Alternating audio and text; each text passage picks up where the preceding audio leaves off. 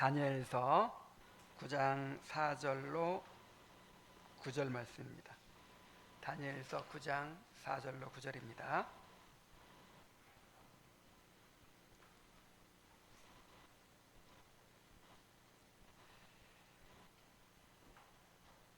한 목소리로 읽겠습니다. 시작. 내 하나님 여호와께 기도하며 자복하여 이르기를, 크시고 두려워할 주 하나님, 주를 사랑하고 주의 계명을 지키는 자를 위하여 언약을 지키시고 그에게 인자를 베푸시는 이시여, 우리는 이미 범죄하여 패역하며 행악하며 반역하며 주의 법도와 규례를 떠났사오며, 우리가 또 주의 종 선지자들이 주의 이름으로 우리의 왕들과 우리의 고관과 조상들과 온 국민에게 말씀한 것을 듣지 아니하였나이다. 주여, 공의는 주께로 돌아가고 수치는 우리 얼굴로 돌아옴이 오늘과 같아서 유다 사람들과 예루살렘 거민들과 이스라엘이 가까운 곳에 있는 자들이나 먼 곳에 있는 자들이 다 주께서 쫓아내신 각국에서 수치를 당하여 싸우니, 이는 그들이 주께 죄를 범하였나이다. 주여, 수치가 우리에게 돌아오고 우리의 왕들과 우리의 고관과 조상들에게 돌아온 것은 우리가 주께 범죄하였음이니다마는 주 우리 하나님께는 긍휼과 용서하심이 있사오니, 이는 우리가 주께 패역하였음이 오며. 아멘. 다니엘의 기도를 살펴봅니다. 다니엘은 에레미야 선지자가 기록한 책을 읽다가 예루살렘의 황폐함이 70년 만에 그치리라 하는 말씀의 의미를 깨닫게 되었습니다. 몇 년 만에? 70년 만에. 이 말씀을 깨달았을 때 얼마나 기쁘고 가슴이 벅찼겠습니까? 그 70년의 기점이 언제냐면 BC 605년 1차 포로 때예요. 다니엘이 잡혀온 때. 그때부터 몇 년? 70년. 그런데 벌써 몇 년이 흘렀을까요? 66년이 흘렀어요. 약속된 70년까지 불과 4년밖에 남지 않았어요. 그렇게 날마다 기도하고 기도해 왔는데 드디어 예루살렘의 황폐가 끝날 그 시점을 알게 된 거예요. 놀랍게도 바로 다음해인 BC 538년에 고레스 왕의 귀환령이 내려집니다. 그리고 1년 만에 537년에 마침내 1차 포로 교환이 이루어지고, 그리고 70년째인 536년에는 성전의 기초가 놓이게 됩니다. 다니엘은 그 영광스러운 시작을 목격했고, 그로부터 3년이 지난 후에도 여전히 하나님의 계시를 받았어요. 그러니까 포로들이 예루살렘으로 돌아가게 된 것을 다니엘이 봤어요. 다니엘이 살아있을 때 일어난 일이에요. 자, 그런데 왜 다니엘이 예루살렘으로 안 돌아갔을까요? 그때 이미 다니엘은 85세의 노인이에요. 그래서 1500km 정도 되는 그 먼 거리를 이제 가기가 힘들었기도 하겠지만, 페르시아의 고관으로 있었잖아요. 고관으로 있으면서 그 포로된 백성들의 그 보호자 역할을 했는데, 아직도 자기가 이 페르시아 궁전에서 해야 할 일이 있다고 믿었던 것 같아요. 정치적, 행정적으로 이제 뒷받침을 해줘야 했을 것입니다. 그래서 다니엘이 안 돌아갔던 것으로 보입니다. 어쨌든 다니엘이 이 말씀을 깨달았을 때는, 이야, 이제 4년 후면 예루살렘이 회복된다, 이거를 알게 된 거예요. 다니엘의 마음이 어떠했을까요? 아마 크게 기뻐하며 감사했을 것입니다. 그리고 이제 됐다 하고 크게 안도했을 것입니다. 자, 그런데 그는 이해하기 어려운 행동을 합니다. 갑자기 금식하며 베옷을 입고 죄를 덮어쓰고 죄를 자복하며 회개합니다. 그리고 예루살렘의 회복을 위해서 간절히 부르짖습니다. 그 전에도 기도하지 않았을까요? 기도해왔죠. 하루 3번씩 예루살렘을 향한 창을 열고 계속해서 예루살렘의 회복을 위해 기도해 왔잖아요. 그런데 이제 4년 후에 예루살렘이 회복된다, 이거를 알게 되고 나서는 그야말로 그 기도가 더 간절해진 거예요. 회개가 더 간절해진 거예요. 금식하면서 죄를 덮어쓰고 그렇게 기도를 합니다. 회개하면서 하나님의 긍휼을 구하면서 예루살렘을 회복시켜달라고, 예루살렘을 회복시켜달라고 그렇게 간구합니다. 자, 하나님이 이미 시기까지 정했어요. 그럼 이루어져요, 안 이루어져요? 하나님이 4년 후에 70년 되면 딱 회복시켜 주겠다 그랬으니까 이건 틀림없이 이미 확정된 사실이에요. 가만히 있으면 되잖아요. 기다리면 되잖아요. 그런데 왜 이렇게 더 열심을 내가지고 그렇게 기도를 합니까? 여기에 기독교 신앙의 비밀이 담겨 있어요. 하나님의 작정은 목적만이 아니라 그 목적을 이루는 수단까지 포함하고 있습니다. 하나님이 무엇과 무엇을 작정하신다고요? 어떤 일을 이루겠다 하는 목적만 작정하시는 것이 아니고 뭐까지? 내가 무엇을 통해 이루겠다고 하는 수단까지. 예루살렘을 회복시키리라고 하는, 예루살렘을 회복시키겠다고 하는 이제 분명한 목적을 가지셨어요. 근데 예루살렘의 회복을 무엇을 통해서 회복시키겠다고 하셨을까요? 바로 기도입니다. 백성들의 기도예요. 하나님은 예루살렘의 회복을 약속하시면서 그 일을 백성들의 기도를 통해서 이루어 주시겠다고 말씀하셨어요. 에레미야 19장 12절 13절에 보면 너희가 내게 부르짖으며 내게 와서 기도하면 내가 너희들의 기도를 들을 것이요 너희가 온 마음으로 나를 구하면 나를 찾을 것이요 나를 만나리라. 그랬어요. 자, 어떻게 하면? 내게 부르짖으며 내게 와서 기도하면, 너희는 내가 기도하면 내가 그렇게 이루어주겠다, 이렇게 말씀하신 거예요. 그리고 에스겔 36장 37절에 보면 주 여호와께서 이같이 말씀하셨느니라. 자, 무슨 말씀하셨냐면 예루살렘을 회복시켜 주겠다는 약속을 주신 거예요. 자, 그러면서 그래도 이스라엘 족속이 이같이 자기에게 이루어 주기를 내게 구하여야 할지라. 내가 너희들 반드시 회복시켜 주겠다. 예루살렘을 반드시 회복시켜 주겠다.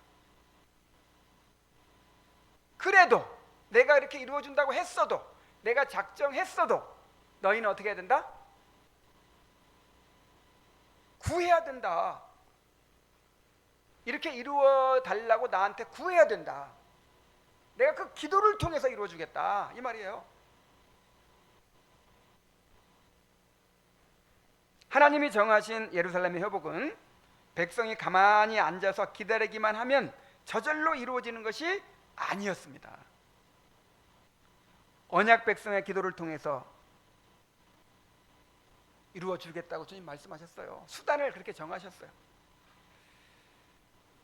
그래서 다니엘이 하나님이 정하신 때를 알고 나서, 자, 정하신 때를 아니까 아이고 이제 기도 안 해도 되겠다, 아이고 이제 기도 안 해도 어차피 이제 회복될 거니까 놀러나 다녀야겠다, 그런 것이 아니고 정하신 때를 알고 나서 어떻게 했어요? 금식을 하고 죄를 뒤집어 쓰고 막 더 간절히 기도한 거예요.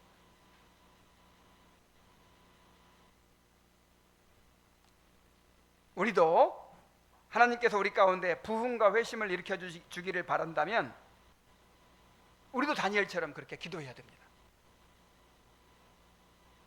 하나님은 부흥과 회심을 주시되 우리의 간절한 부르짖음을 통해서 주시기로 작정하셨어요.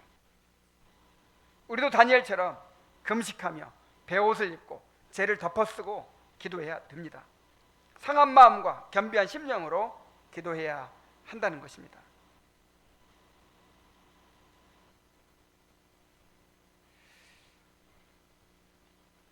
이 청교도들의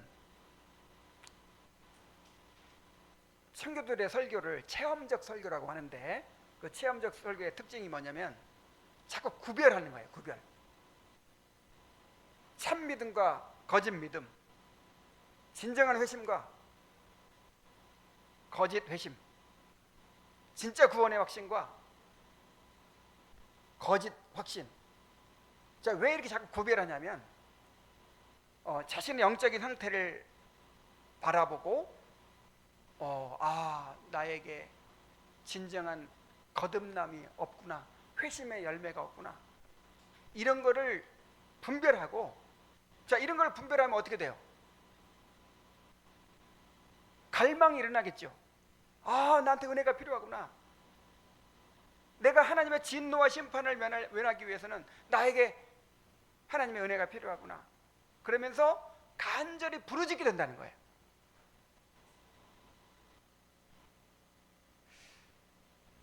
내가 어떤 모임에서 그 친구들의 회심 준비로 이름부터가 좀 이상하지, 막 비난하기 위해서 붙인 이름이에요. 회심 준비론. 이게 예비적 은혜의 교리라고 하거든요. 그러니까 회심하지 않은 사람들이 지금 교회 안에 많이 있잖아요. 그리고 우리가 아이들이 태어나면 회심해가지고 태어나는 거 아니잖아요. 그러니까 교회 안에서 수년째 있으면서 회심 안 하는 상태에 있을 수밖에 없는 거예요. 그럼 그 사람들은 어떻게 해요? 성경에 보니까 성령께서 회심하기 전부터도 그 사람의 마음을 준비시켜요. 자, 무엇으로 준비시키죠? 말씀으로 준비시키잖아요. 율법을 통해서 죄를 깨닫게 만들고, 양심의 상처를 입히고, 자신이 죄인임을 알게 하고, 하나님 심판의 두려움을 알게 하고, 그래서 그리스도를 붙들도록 만드는, 이게 이제 예비적 은혜라고 하는 거예요. 이런 이제 어떤 모임에서 이런 내용을 나누는데, 굳이 뭐 그런 거를 할 필요가 있느냐는 거예요. 그냥 말씀 전하다 보면 성령께서 역사하시는데,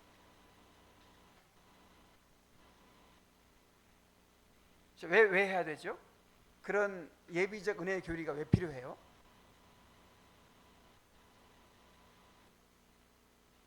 은총과 간구하는 심령이 부어지도록 하기 위해서요.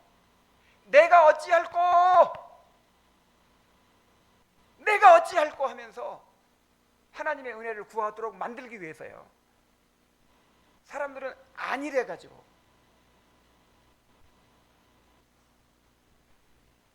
내가 깨어지지 않으면요, 하나님의 은혜를 구하지 않습니다. 자기 의를 세우고 어떤 것을 통해서도 자기를 보존하고 꾸미려고 하는 그런 본성이 있어요. 그래서 심령이 가난한 자가 복이 있다 그랬잖아요. 심령이 가난하다는 것은 영적, 그냥 돈이 좀 부족해서 가난한 그런 게 아니고 완전히 파산 상태인 사람을 가리켜요. 영적인 파산자가 되는 거예요. 자, 영적인 파산자의 모습이 어떤 모습이죠? 바로 세리의 모습이에요. 바리새인과 세리가 성전에 기도하러 올라갔는데, 바리새인은 오늘날로 말하면 훌륭한 그리스도인이에요. 교회 생활 너무 충실히 하고 헌금 생활 잘하고 구제까지 하고 누가 보기에도 모범적인 사람이에요. 근데 뭐가 문제예요? 파산이 안 됐어. 아직 자기 의를 의지하고 있어요. 근데 세리는 어떻습니까? 세리는 지은 죄가 많아. 그래가지고 말하자면 내가 좀이라도 남은 재산이 있으면 이거라도 내놓을 텐데 내놓을 게 아무것도 없는 거예요. 그래서 가슴을 치면서 주여 나를 불쌍히 여겨 주옵소서. 내가 죄인이로소이다. 그러니까 완전히 파산된 거예요. 완전히 영적 파산자가 된 거예요. 누가 의롭다함을 받았다 그랬어요? 세리가.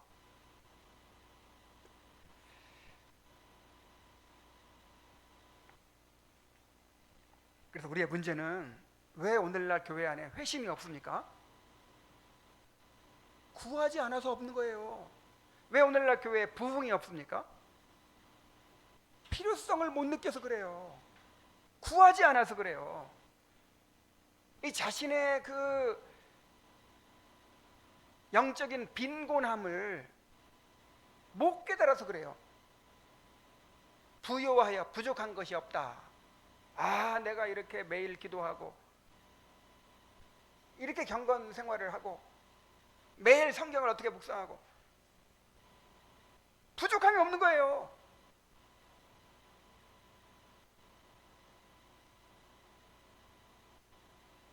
자, 다시 하나님은 우리에게 부흥을 주시고 회심을 주시는데 무엇을 통해 주십니까? 무엇을 통해 주세요? 기도를 통해 주세요. 그런데 그 기도는 정말 갈급하지 않는 사람은 할 수가 없어요. 영적인 파산자가 되지 않으면, 영적인 거지가 되지 않으면, 심령이 가난한 자가 되지 않으면 힘쓰고 애써서 부르짖고 구하고 찾고 두드리질 않는다니까요. 말씀 들을 때만 뜨끔뜨끔하고 문제가 있긴 있어. 뭔가 변화는 돼야 돼. 그리고 그냥 예배당 나가면 다시 또 생활로 돌아가서 잊어버리고 살다가 그렇게 되는 거예요. 그래서 스가랴서인가요? 하나님께서 유다와 예루살렘에 은총과 간구하는 심령을 부어준다 그랬어요. 그러면 마치 자기 아들을 잃어버린 것처럼 애통해하면서 슬퍼하면서 그렇게 부르짖게 될 것이다. 그런데 그 예언이 언제 이루어졌냐면 베드로가 오순절날 말씀을 전했을 때 그 말씀을 듣고 형제들아 내가 어찌할꼬 하면서 막 간절히 막 갈급한 심령으로 사도들을 붙들었잖아요. 그 일로 예언이 이루어진 거예요. 오늘날에도 하나님께서 정말 이 다니엘에게 주셨던 이런 은총과 간구하는 심령을 우리 가운데 부어주시기를 바랍니다. 그래서 정말 간절히 난 주님의 은혜가 아니면 나는 죽습니다. 이런 마음으로 간절히 우리 성도들이 하나님 앞에 은혜를 구하게 될 때 우리 가운데 부흥이 일어나게 될 거예요. 우리 가운데 영원히 회심하는 역사가 일어나게 될 것입니다. 기도해야 돼요. 정말 우리 성도들이 간절히 부르짖게 돼야 돼요. 자, 그 기도를 이제 우리가 살펴볼 텐데, 자, 오늘은 이 죄를 자복하는 기도입니다.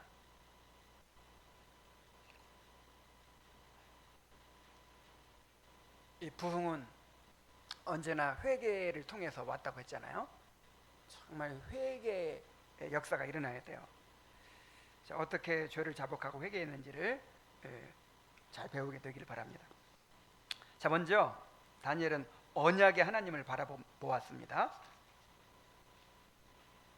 자, 다니엘의 기도를 시작하기 전에 먼저 하나님이 어떤 분이신지를 고백하죠. 4절에 크시고 두려워할 주 하나님, 주를 사랑하고 주의 계명을 지키는 자를 위하여 언약을 지키시고 그에게 인자를 베푸시는 이시여.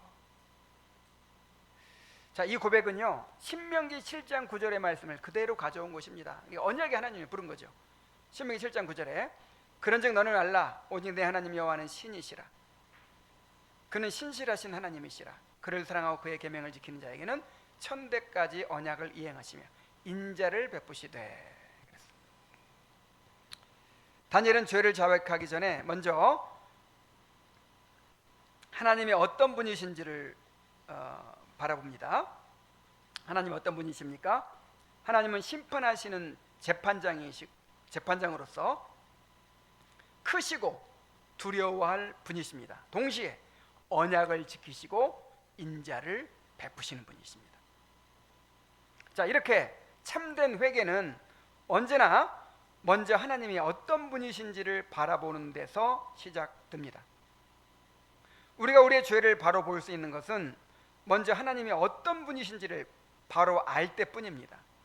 하나님의 거룩하심을 알지 못하는 자는 자신의 죄의 깊이도 알지 못합니다. 그리고 언약의 하나님을 바라볼 때 우리는 우리 자신의 죄로 인해 절망하지 않고 소망을 가질 수가 있습니다. 언약의 신실하신 하나님을 바라볼 때 우리의 죄악과 연약함에도 불구하고 믿음으로 하나님의 약속을 붙들며 기도할 수가 있는 것입니다. 자, 보세요. 크시고 두려워할 하나님 앞에서 죄를 발견할 수 있는 거예요. 그리고 언약을 지키시고 인자를 베푸시는 하나님을 바라보면서 소망을 가질 수가 있는 거예요.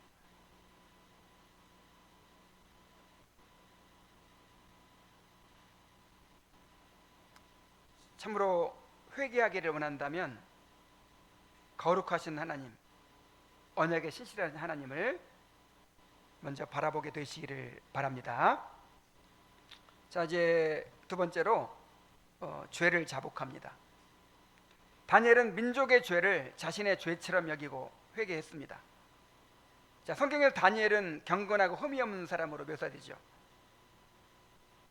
그러므로 심판을 초래한 사람들을 탓하고 원망할 수도 있었습니다.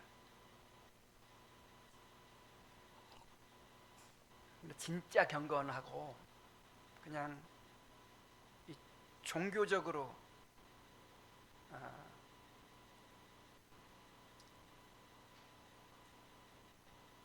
단지 종교적으로 그렇게 깊어지는 거하고 어떤 차이가 있을까요?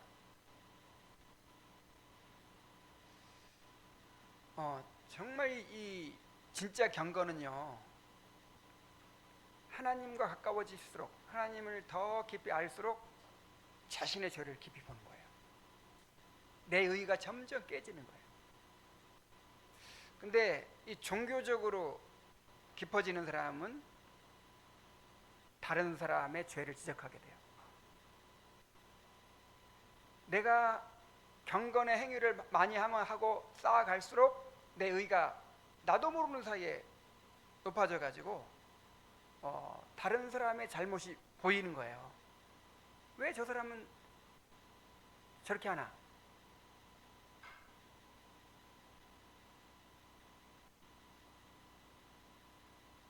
다니엘 보세요. 다니엘은 좀 억울하죠.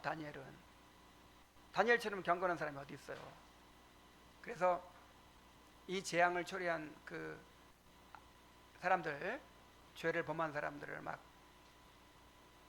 원망하고 비판하고 미워하고 할 수도 있죠. 그러나 그는 그들이 범죄하였나이다 라고 하지 않고 처음부터 끝까지 그 죄에 자기를 포함시켜서 우리가 범죄하였나이다 라고 기도합니다. 자, 이것은 언약 백성의 연대성을 보여줍니다. 자, 언약 백성은 하나님 앞에 한 몸으로 서 있는 거예요. 자, 아간 한 사람의 죄로 이스라엘이 패배했죠. 그리고 의인 한 사람의 기도가 온 백성을 살릴 수도 있는 거예요. 에스겔서 22장에 보면 하나님의 그 진노를 막아서서 주여 이 성을 용서하여 주옵소서 하고 그렇게 중지할 사람을 찾다가 한 사람을 찾다가 찾지 못한 거로 내가 심판의 불을 쏟았다 그랬어요. 자, 몇 사람이 없어서 망했어요? 한 사람. 그래서 한 사람 때문에 진노가 초래되기도 하고 한 사람 때문에 구원을 받기도 하는 거예요.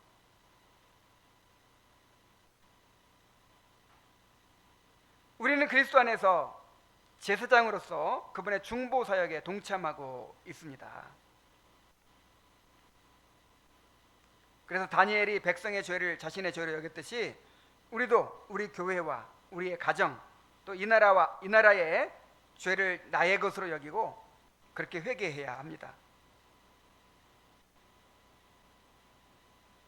한 몸이기 때문에 내 죄도 되는 거예요. 설령 내가 직접 범죄하지 않았을지라도 내가 한 몸이기에 실제적인 책임이 있습니다. 깨어 기도하지 못한 것이 죄죠. 더 사랑하지 못한 것이 죄죠. 그가 그렇게 엇나가도록 방관한 것도 책임이 있죠. 자, 그리고 이렇게 가정이나 교회에서 정말 이렇게 서로 한 몸이 되어 살아가기 때문에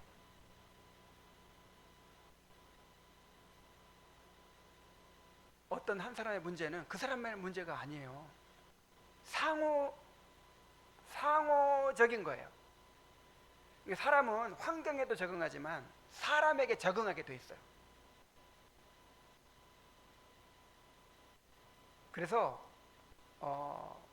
처음에는 상대방이 잘못했을지 몰라도 그 상대방이 계속 그렇게 굳어져 가도록 만든 데는 누가 책임 있을까요? 나의 책임이 있어요.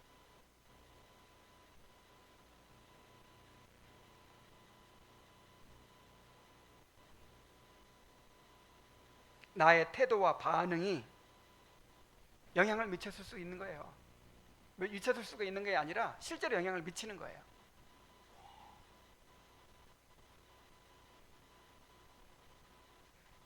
그러므로 항상 나 자신을 먼저 돌아보아야 합니다.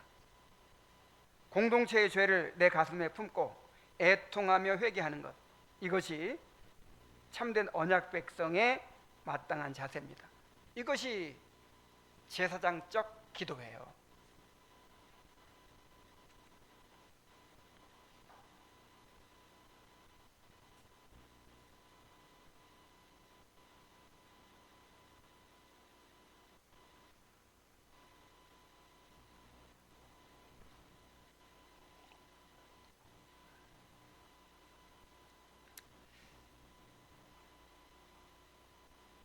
우리 다원이가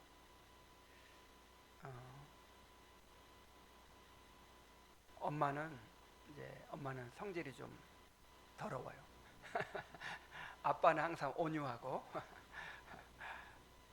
항상 아빠가 옳다고 항상 그러더니 이 다원이 다 크고 나가지고는 엄마가 성질이 이렇게 된 것은 아빠의 책임이 있다는 거예요. 그러면서 그 타당한 근거를 내는데 할 말이 없어요.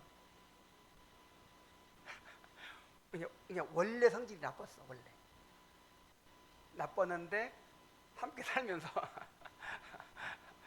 내가 이렇게 온유하고 따뜻하고 이런 거를 이렇게 유지하기까지는 그러니까 엄마가 성질을 내지 않을 수가 없고 그렇게 만든 이제 그 원인 제공자라는 거죠. 솔직하게 인정하지 않을 수가 없었어요.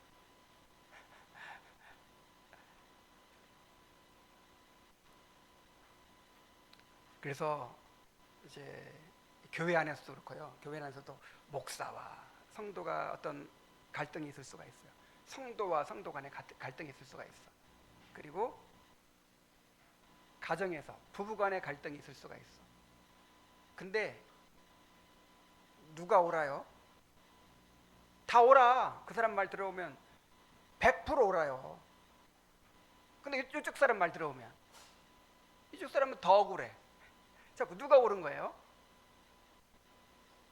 서로 영향을 미치는 거예요. 서로. 상대방을 그렇게 만든 것이 누구 책임이에요? 내 책임이라니까. 물론 100%는 아닐지라도 내 책임이 있어요. 그래서 먼저 내가 죽지 않으면 문제가 해결이 안 되는 거예요. 먼저 내가 죽어야 돼. 야, 나만 변하고 저 사람은 안 변하면 그럼 나만 억울하잖아. 그렇지 않아요.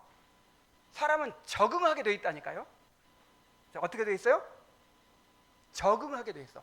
내가 먼저 변하잖아요. 그럼 나에게 적응할 수밖에 없어. 내가 먼저 죽고 내가 먼저 변하면 상대방도 변할 수밖에 없어요. 자, 나 변화시키는 게 빨라요? 상대방 변화시키는 게 빨라요? 성경에서 자기를 부인하라 그랬어요? 상대방을 죽이라 그랬어요? 내가 죽어야 돼. 내가 죽는 게 훨씬 빨라요. 그러면 서로 연결되어 있기 때문에 그 한의원에 가면은 이 한의학에서는 이 자꾸만 이렇게 양의학처럼 이렇게 분리하지 않고 통합적으로 보잖아요. 위가 아파서 갔는데 간을 보호해야 됩니다. 쓸개를 어떻게 해야 됩니다. 콩팥을 어떻게 해야 됩니다. 그냥 다 연결되어 있다는 거야. 그리고 하나가 좋아지면 다른 거 다 좋아지고 하나가 나빠지면 다른 거 나빠진다는 거예요. 서로 연결되어 있어요. 교회는 하나로 연결되어 있어요. 가정은 하나로 연결되어 있어요. 내가 책임이 있는 거예요. 내가 먼저 죽어야 되는 거예요. 내가 먼저 변화돼야 되는 거예요.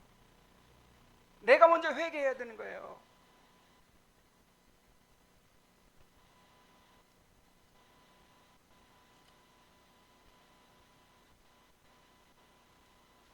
다니엘은 죄의 성격과 그 구체적인 내용을 낱낱이 자복합니다. 5절로 8절에서.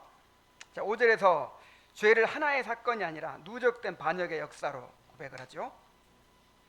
우리는 이미 범죄하여 패역하며 행악하며 반역하며 하여 주의 법도와 규례를 떠났사오며. 자, 원문을 보면 4개의 동사가 죄를 겹겹이 묘사합니다. 자, 범죄하여 패역하며 행악하며 반역하며 또 주의 법도와 규례를 떠났다 막 그러죠. 그러니까 겉으로 지은 죄만 그냥 가볍게 스치듯 언급하는 것이 아니고 죄의 다양한 얼굴들을 하나하나 들추어서 밝히는 아주 정밀한 자백이죠. 자, 오늘 우리의 회개도 이렇게 구체적이어야 합니다. 막연히 내가 죄인입니다, 내가 무슨 죄를 지었습니다 라고 하기보다 내가 정확히 어떤 방식으로 어떻게 범죄하였는지를 정직하게 짚어내는 회개가 필요한 것입니다. 사과할 때 그래 미안해 이제 밥 줘. 자, 이러면 그냥 그 분노에 불길을 뀌는 거죠. 이제 뭐가 미안한데? 그래서 뭐가 미안한데 이렇게 물어보잖아요. 이렇게 사과해야 돼. 내가 범죄하였고 패역하였고 행악하였고 반역하였고 자세하게 실제적으로.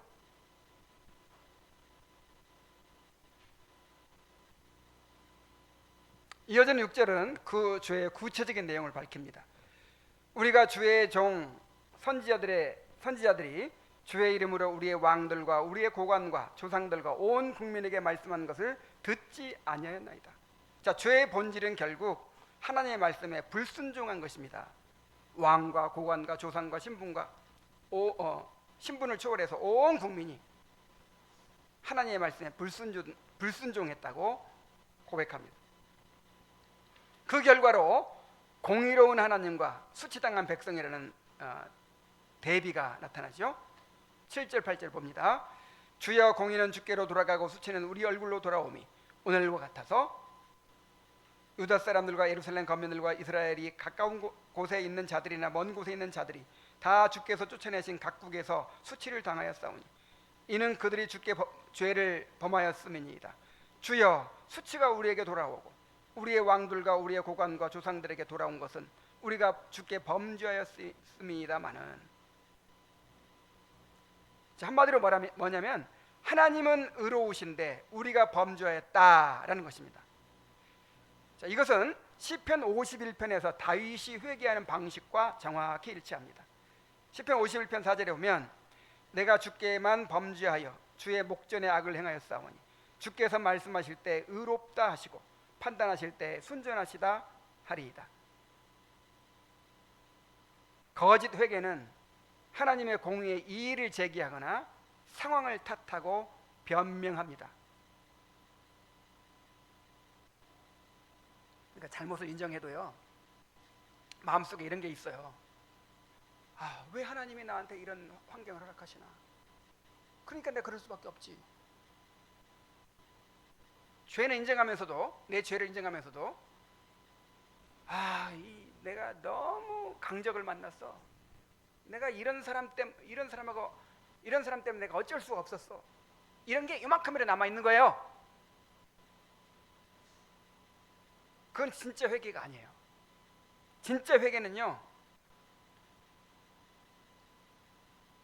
주는 의로우시고 나는 수치를 당하는 것이 마땅합니다.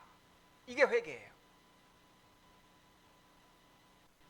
자꾸만 환경을 탓하고 자꾸만 다른 사람을 탓하고, 그 환경 탓도 다른 사람 탓하는 건 결국 그걸 허락하신 누구를 탓하는 거예요? 하나님을. 하나님 공의롭지 못하다 이거지. 주여 어찌하여 나에게 이런 환경을 허락하시나이까? 어찌하여 나에게 이런 사람을 허락하시나이까? 아직도 죄를 못 깨달은 거예요. 우리 입에서 어떤 말이 나와야 돼요? 주는 공의로우십니다. 주는 공의로우십니다. 내가 죄인입니다.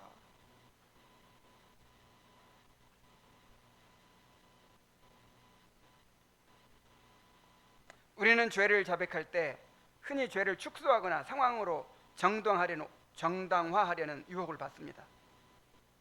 상황이 어쩔 수가 없었다. 상대방이 그렇게 나오냐도 어쩔 수가 없었다는 식이죠. 이것은 결국 그러한 상황을 허락하신 하나님께로 책임을 돌리는 태도입니다. 그러나 하나님은 어떤 경우에도 의로우십니다. 우리가 이해할 수 없을지라도 하나님은 의로우십니다. 찬양을 받으셔야 합니다. 참된 회개는 남을 탓하거나 하나님께 책임을 돌리는 것이 아니라 철저하게 하나님의 공의로우심을 고백하고 우리의 죄를 인정하는 것입니다. 자, 이렇게 이제 죄를 자백하고 다시 긍휼히 하나님을 바라봅니다. 9절을 주 우리 하나님께는 긍휼과 용서하심이 있사오니 이는 우리가 주께 패역하였음이오며. 자, 다니엘은 우리가 패역하였다는 고백을 마치자마자 곧바로 주 우리 하나님께는 긍휼과 용서하심이 있사오니 라며 하나님의 긍휼을 바라봅니다. 자, 여기서 놀라운 본문의 구조를 발견할 수 있어요. 4절에서 어떻게 시작했다고 했죠? 언약의 하나님을 바라봤죠. 언약을 지키시고 인자를 베푸신 하나님을 바라봤는데, 죄를 자복하고 나서 9절에서 긍휼과 용서하심이 있는 하나님을 다시 바라봅니다. 이것도 뭐예요? 수미상관이에요. 수미상관. 그러니까 죄의 자백을 언약의 하나님, 긍휼의 하나님이 감싸고 있어요. 만일 이 4절과 9절이 없었다면 이 기도는 죄만을 들추어내다가 절망으로 끝났을 것입니다. 그러나 다니엘은 언약의 신실하신 하나님을 바라보았기에, 긍휼이 풍성하신 하나님을 바라보았기에 계속해서 10절에서 14절에서 다음 주에 살펴볼 텐데, 하나님의 정당한 심판을 고백할 수 있었고, 또 마침내 15절에서 19절에서 주여 들으소서, 주여 용서하소서, 예루살렘을 회복시켜 주소서라고 담대한 간구로 나아갈 수 있었습니다. 이것이 바로 참된 회개의 모습이에요. 회개는 죄를 뉘우치는 것만이 아니라 언약의 하나님께로 돌이키는 것입니다. 자, 죄를 슬퍼하는 데에는 두 가지가 있대요. 고린도후서 7장 10절에 하나님의 뜻대로 하는 근심은 후회할 것이 없는 구원에 이르게 하는 회개를 이루는 것이요, 세상 근심은 사망을 이루는 것이니라. 여기서 근심은 슬픔을 가리킵니다. 지금 바울 사도가 막 혹독하게 책망하는 편지를 고린도 교회에 보냈어요. 그 편지를 받고 죄를 깨닫고 슬퍼했어요, 고린도 교인들이. 그걸 얘기하고 있는 거예요, 지금. 그런데 이 죄를 슬퍼하는 데에도 몇 가지가 있어요? 두 가지가. 하나는 하나님의 뜻대로 하는 근심, 하나님의 뜻대로 슬퍼하는 게 있고, 또 한 가지는 세상 근심이 있어요. 그냥 이거는 그 인간적인 슬픔이죠. 내가 죽을 놈이었어. 정말 내가 잘못했어. 이게 깨닫긴 하지만 그냥 이것이 세상 근심으로 끝날 수가 있는 거예요. 그래서 하나님의 뜻대로 하는 근심을 청교도들은 복음적 회개라 불렀어요. 그리고 세상 근심을 율법적 회개라 불렀어요. 그래서 이 복음적 회개는 구원에 이르게 되지만, 율법적 회개는 사망에 이르게 된다 그랬어요. 자, 그런 실례가 있어요. 가룟 유다와 베드로가 똑같이 죄를 슬퍼하고 뉘우쳤죠. 가룟 유다가 뉘우쳤어요, 안 뉘우쳤어요? 엄청나게 뉘우쳤죠. 자기가 받은 돈을, 그렇게 돈 욕심 많은 사람이 도로 갖다 줬을 정도로. 얼마나 그 뉘우침이 극심했으면 자기 목숨을 끊을 정도로. 자, 똑같이 죄를 뉘우치고 슬퍼했어요. 그런데 베드로는 예수님과의 관계가 회복됐어요. 근데 가룟 유다는 자기 목숨을 스스로 끊었어요. 어떤 차이입니까? 베드로는 하나님의 뜻대로 하는 근심이었어요. 복음적인 회개였어요. 그러나 이 가룟 유다는 율법적인 회개예요. 세상 근심이었어요. 자, 존 오웬은 죄의 죽이기라는 책에서 죄에 대한 슬픔은 언제나 하나님의 은혜와 소망과 함께 있어야 한다고 말합니다. 은혜에 대한 소망이 없는 죄의 슬픔은 참된 회개가 아니라 절망을 낳을 뿐이다 그랬어요.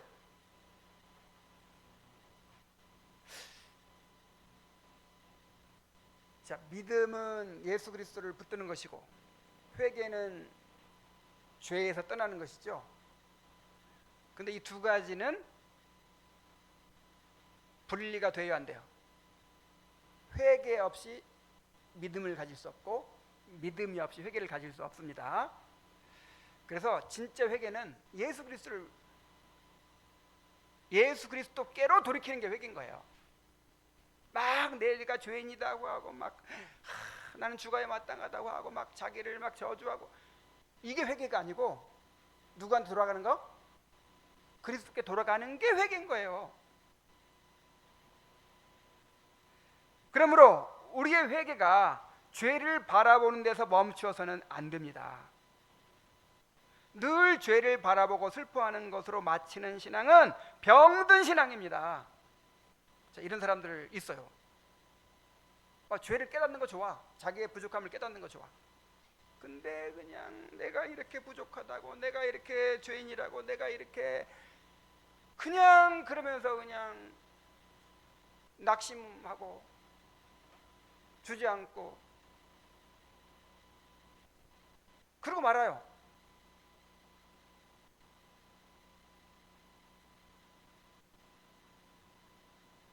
그러나 참된 회개는 죄를 바라보는 데서 멈추지 않고 언제나 언약에 신실하시며 긍휼이 풍성하신 하나님을 바라보는 것으로 이어져야 합니다. 우리가 날마다 회개해야 되는 이유가 뭡니까? 날마다 칭의의 은혜를 누리기 위해서입니다. 하나님과 화평을 누리기 위해서입니다.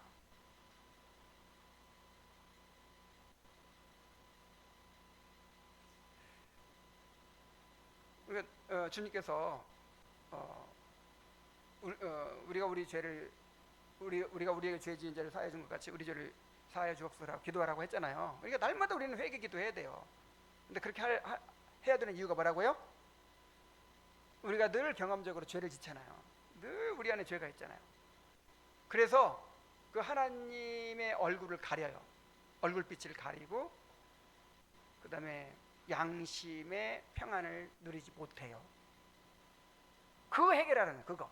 그러니까 우리가 매일 양식을 먹어야 살듯이 매일 죄 용서를 먹고 사는 거예요. 죄 용서를 받고 다시 칭의의 은혜를 누리는 거예요. 다시 하나님과 화평을 누리는 거예요. 그런데 가룟 유다처럼 내가 죄인이고 내가 그냥 부족하고 내가 그냥 문제고 그냥 그러고 그냥 주님께로 안 돌아가. 믿음으로 주님을 붙들질 않아. 칭의의 은혜를 붙들지 않아. 이건 회개가 아니라니까요. 이건 교만이고 이건 하나님의 은혜를 거부하는 일이고 이건 참된 회개가 아니에요. 이건 복음적 아니 율법적 회개, 율법적 회개.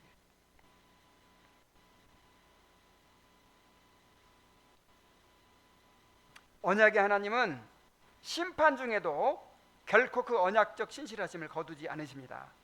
그러므로 다니엘처럼 죄를 정직하게 직면하면서도 동시에 우리 하나님께는 긍휼과 용서하심이 있나이다라는 확신을 붙들고 하나님께로 돌이켜야 할 줄로 믿습니다. 이제 결론입니다. 다니엘은 공동체의 죄를 자신의 죄로 여기어 회개했습니다.